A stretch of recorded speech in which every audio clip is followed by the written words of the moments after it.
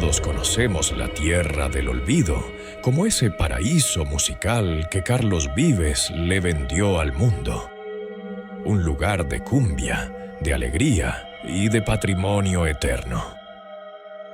Pero los que realmente conocen Mompox, los abuelos que se sientan en las mecedoras cuando cae la tarde, saben que esa Tierra del Olvido esconde un secreto que muchos prefieren no recordar.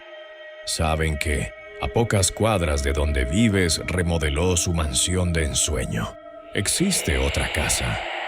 Una que no fue construida por albañiles, sino por sombras. Una casa levantada en una sola noche. Una casa apagada con almas. Hoy, en León Investiga, vamos a entrar al pueblo favorito de tu ídolo vallenato para destapar su leyenda más maldita. Bienvenidos a la verdadera historia de la Casa del Diablo.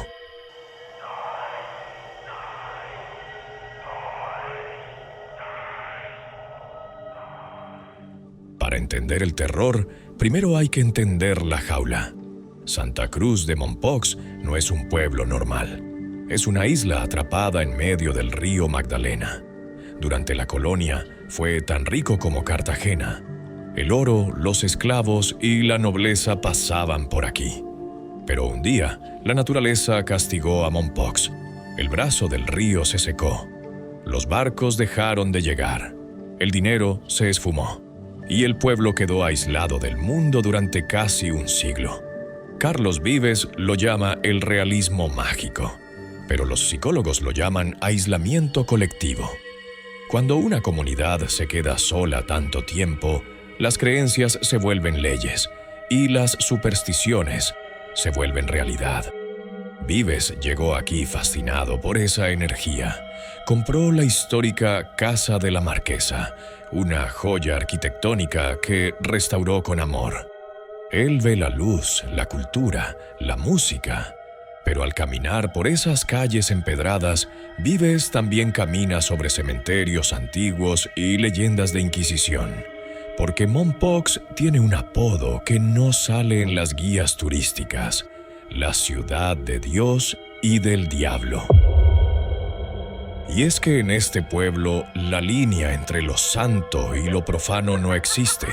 Es aquí, en este escenario de película donde Vives decidió echar raíces, donde ocurrió el evento sobrenatural más documentado de la costa colombiana. Viajemos a principios del siglo XX.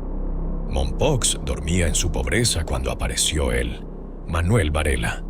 Nadie sabía de dónde venía su dinero, solo sabían que le sobraba. Varela no era un rico normal. Era un hombre que inspiraba un miedo primitivo. Tenía fincas, ganado y caprichos excéntricos, como un tranvía privado solo para él. Los campesinos decían que trabajar para Varela era firmar una sentencia. Era cruel, déspota. Pero lo que más aterraba no eran sus gritos, sino sus silencios. Se le veía hablar solo en los potreros a medianoche. Se le veía haciendo rituales en las orillas del río cuando la luna estaba llena. La riqueza de Varela crecía de forma antinatural. Sus vacas parían más que las de los demás. Sus cosechas nunca se pudrían. En un pueblo católico y temeroso, la conclusión fue obvia. Manuel Varela no rezaba a Dios. Varela tenía un socio. Y para honrar a ese socio, decidió construir la mansión más ostentosa que el río Magdalena hubiera visto. Quería balcones republicanos, rejas importadas de Europa, pisos de mármol. Pero había un problema. Nadie quería trabajar para él de noche. Y sin embargo, la casa crecía. Aquí nace la leyenda que obsesiona a los investigadores. Los vecinos juraban que, al caer el sol, las luces de la obra se encendían solas. Se escuchaban cinceles, martillos y risas que no parecían humanas. Al amanecer, muros enteros que no existían el día anterior aparecían terminados con una perfección imposible. ¿quién construía la casa de Varela? La leyenda dice que eran los peones del infierno, pero la realidad histórica podría ser aún más macabra, y aquí es donde entra la tragedia real.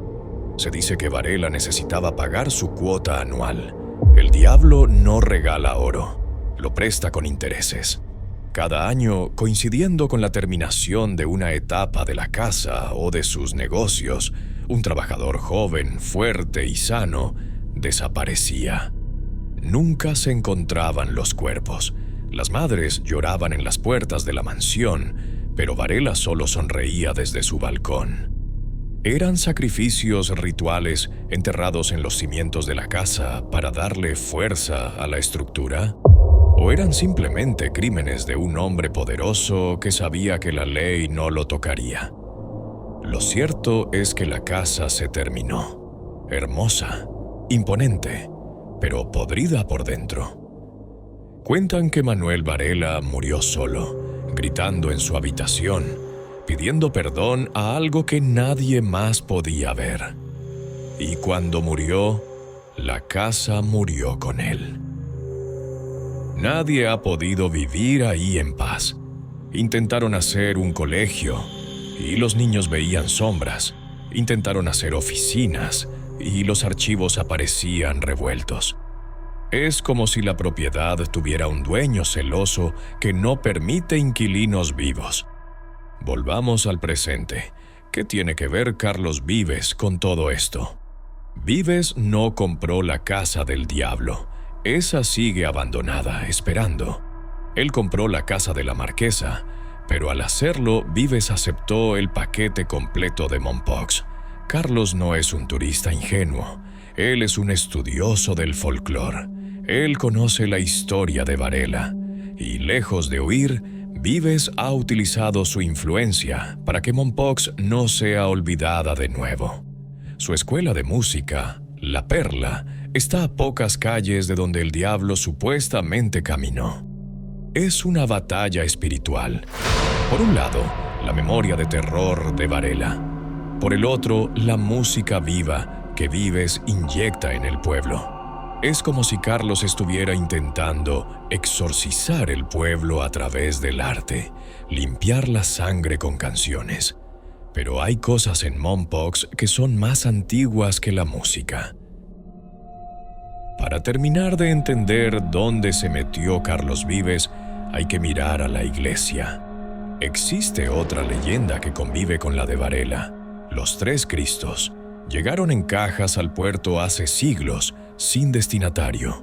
Cuando intentaron reenviarlos a otra ciudad, las cajas se volvieron tan pesadas que ni 20 hombres pudieron moverlas. En cuanto decidieron dejarlas en Mompox, las cajas se volvieron ligeras de nuevo. El pueblo tiene voluntad propia.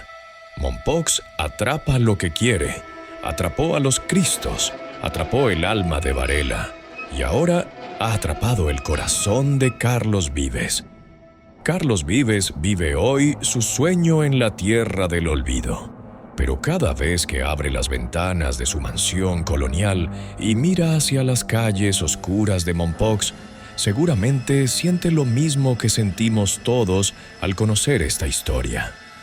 Que en Colombia, la magia y la maldición son dos caras de la misma moneda. Ahora te pregunto a ti. Se dice que la riqueza rápida siempre viene del maligno. ¿Crees que Manuel Varela realmente hizo un pacto o fue pura envidia de un pueblo pobre? ¿Te atreverías a pasar una noche en la casa del diablo como prueba de valor?